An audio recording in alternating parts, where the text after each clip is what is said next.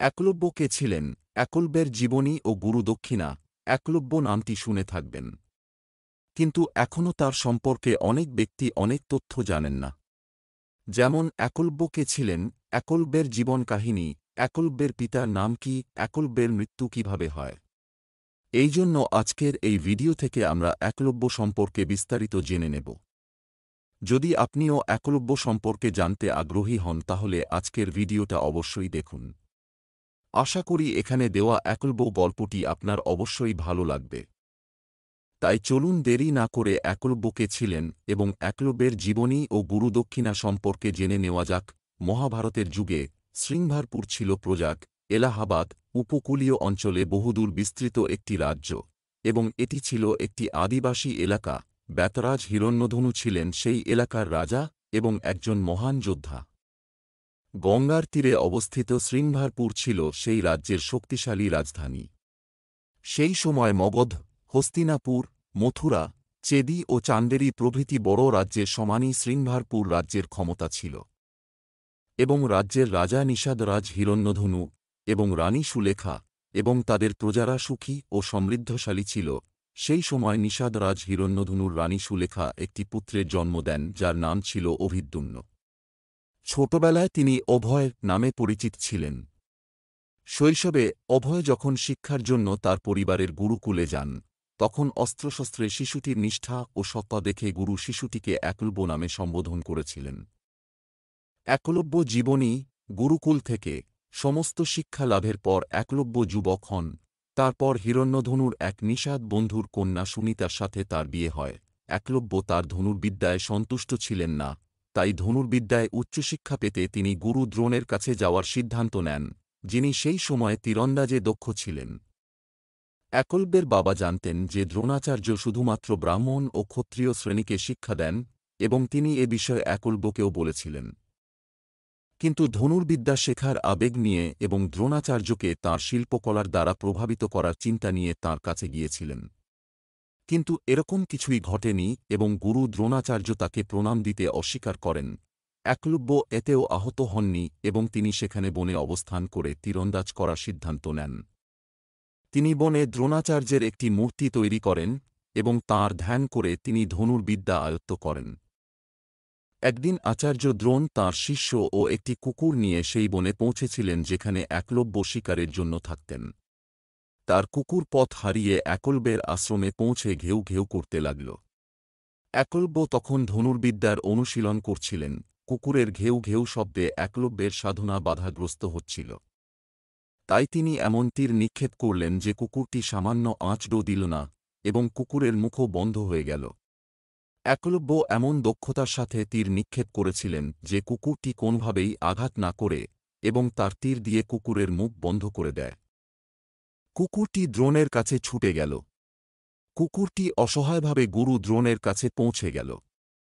এমন চমৎকার ধনুর্বিদ্যা দেখে দ্রোণ ও শিষ্যরা বিস্মিত হলেন। তারা সেই মহান তীরন্দাজের সন্ধানে একলব্যের আশ্রমে পৌঁছে দেখেন যে একলব্য এমন তীর নিক্ষেপ করছেন যা একজন শীর্ষ যোদ্ধাও ছুটতে পারে না। এটি দ্রোণাচার্যের জন্য উদ্বেগের বিষয় হয়ে ওঠে।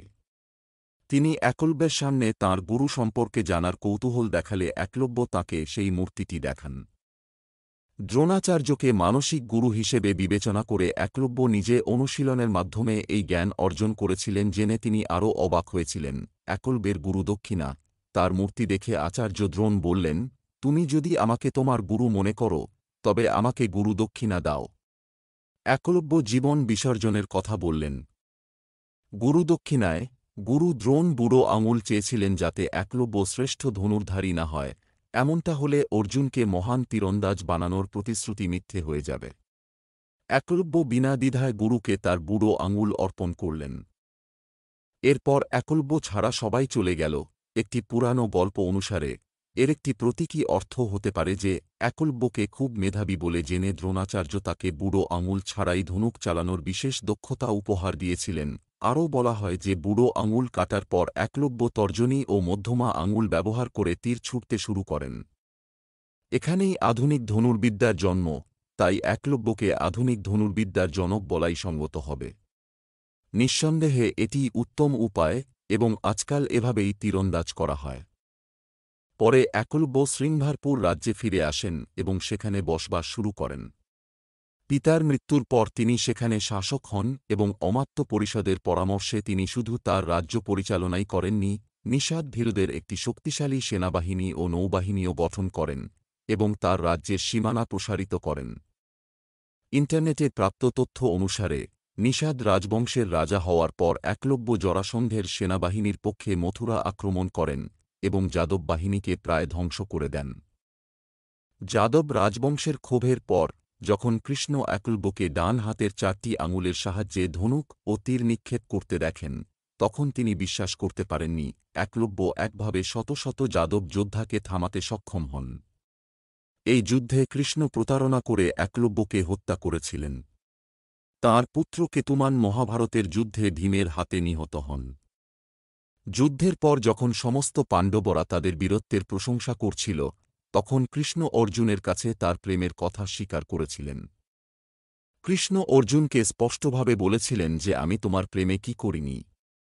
পৃথিবীর শ্রেষ্ঠ তীরন্দাজ বলতে আমি দ্রোণাচার্যকে বধ করেছিলাম, পরাক্রমশালী কর্ণকে দুর্বল করেছিলাম, এমনকি তোমার অজান্তেই ভীলপুত্র একলব্যকে শাহাদাত দিয়েছিলাম, আর এসবের পেছনে একটাই কারণ ছিল তুমি ধর্মের পথে যাও। একলব্যের পিতার নাম কি? একলব্যের পিতার নাম ছিল হিরণ্যধনু।